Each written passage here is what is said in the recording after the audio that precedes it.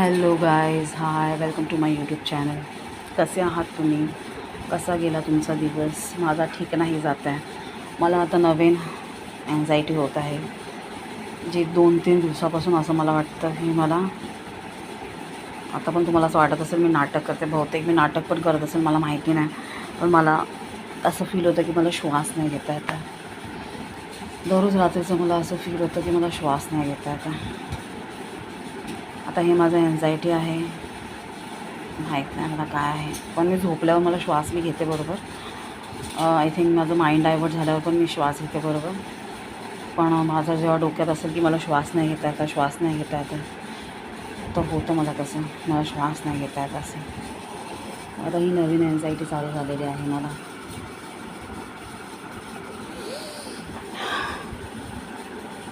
बाकी कसा गेला तुमचा दिवस? माझा चांगला गेला, ठीकठाक गेला. छोट्या मुलांबरोबर चांगलाच जातो माझा दिवस. मला काही काही मुलांचं कळत नाही. म्हणजे मी जर छोटी छोटी मुलं जर माझा खरंच व्हिडिओ बघत असतील तर त्यांनी हे सिरियसली, छोटी मुलं म्हणजे ती छोटीच मुलं असतात, म्हणजे 8, 9, 10थमधली. पण मला असं वाटतं, जर तुम्ही खरंच अभ्यास नाही करत असाल, जर तुम्हाला अभ्यास नाही करायचा, तुम्हाला अभ्यासमध्ये इंटरेस्ट नाही आहे, तर तुम्ही दुसऱ्या कशामध्ये तरी इंटरेस्ट घ्या. तुम्हाला जर अभ्यास नाही करायचा, तुम्ही मम्मी पप्पांना सांगा मी कसा तरी बाबा पास होईन, मला हे करायचं. उगाच आपल्या मम्मी पप्पांचे पैसे बर्बाद नका करू तुम्ही, खरंच सांगते. जर तुम्हाला इंटरेस्ट असेल कशात दुसऱ्यामध्ये, डान्समध्ये असेल किंवा ब्युटी पार्लरच्या कोर्समध्ये असेल, किंवा क्रिकेटर बनायचं असेल किंवा काय बनायचं असेल काही, तर तुम्ही अगोदर तुमच्या मम्मी पप्पांना सांगून ठेवा की बाबा पप्पा मला एवढं मी 10th कसा तरी पास करीन, इवन 12th पण कसा तरी, कारण माझा गोल हा आहे, मला शिक्षण नाही करायचं. खरंच सांगते, कारण की ना तुम्ही आपल्या मम्मी पप्पाचे मला असं वाटतं पैसे बर्बाद करतात. कदाचित हे कोणाकोणाला असं वाटेल की अरे यार ही काय बोलते, पण खरंच मला खूप वाईट वाटतं. जी मुलं ही मोठी असतात 9-10मधली, त्यांना कसं समजायचं असं येतो की त्यांना फटके तर आपण देऊ नाही शकत. म्हणजे लहान मुलांना पण इव्हन आता फटके नाही देऊ शकत. आमच्या वेळेला आम्ही एवढे फटके खाल्लेत की आम्हाला बोलतात ना फोर्सफुली सगळं करायला लागायचं.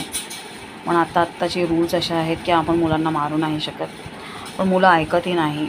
माझ्याकडे एक मुलगा आहे, तो आय थिंक 8th आहे. त्याचं नेहमी पोटात दुखतं, पाय दुखतं, हे दुखतं, ते दुखतं. आणि आता या आय थिंक एप्रिलच्या 1 तारखेपासून त्याची एक्झाम आहे. तर आम्ही त्याचं रिव्हिजन घेतो आहे. मी त्याला बोलते तू हे लेसन वाचून ये, ते लेसन वाचून ये, 2 सब्जेक्ट वाचून ये.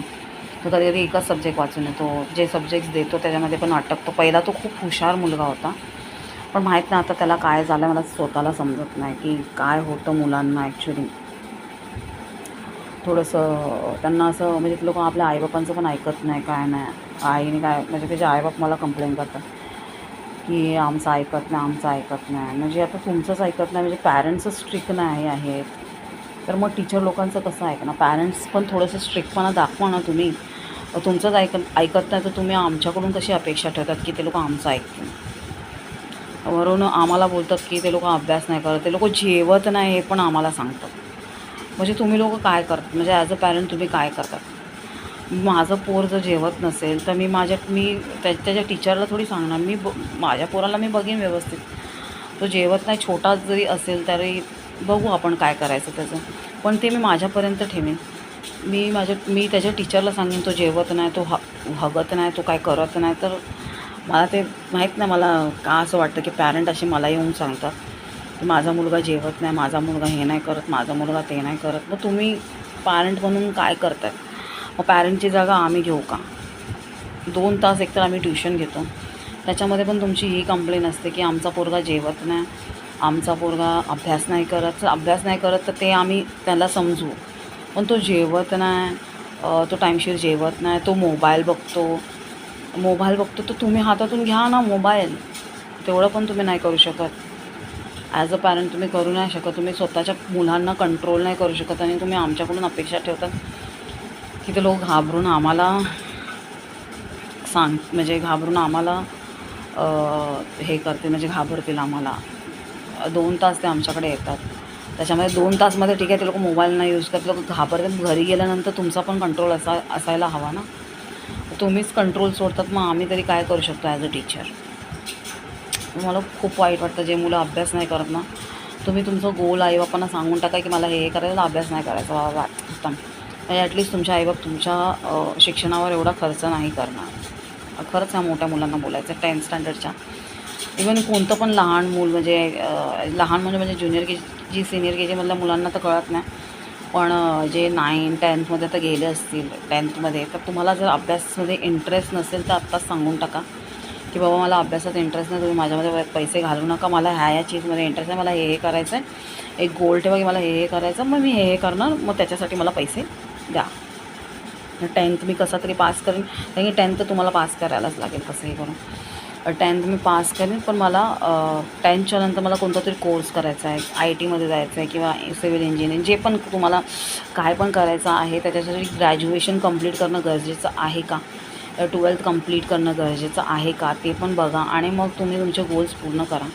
कारण की उगाच तुमचे आईबाप एवढं मेहनत करतं. कोणाकोणाच्या आईबापाची तर अशी सिच्युएशन असते. एक सेकंड, दूध ठेवलेलं गॅसमध्ये, मध्ये नाही, गॅसवरती. तर मग त्याचे आईबाप एवढे मेहनत करतात बिचारेचे, पण तो पोरगा काय लक्ष नाही देत. आता काय करायचं मला समजत नाही. मला असं वाटतं, मी त्याला सांगितलं पण आहे बाबा अशा गोष्टीपासून तू लांब राहा, असं करतो.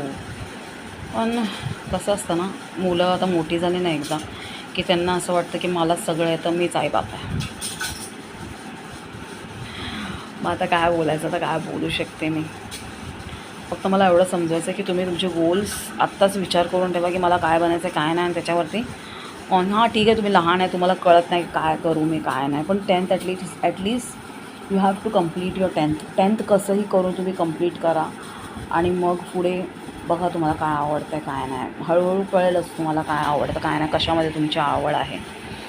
पण जर तुम्हाला अभ्यास नाही करायचा तर फुकटचे आपले मम्मी पप्पांचे पैसे घालवू नका. ते लोक खूप मेहनत करतात आपल्यासाठी. जेव्हा तुम्ही मोठे व्हाल, जेव्हा तुम्ही स्वतः मम्मी पप्पा व्हाल, जेव्हा तुम्ही स्वतः एक कमवायला लागाल, तेव्हा तुम्हाला माहिती पडेल की किती मेहनत करायला लागते.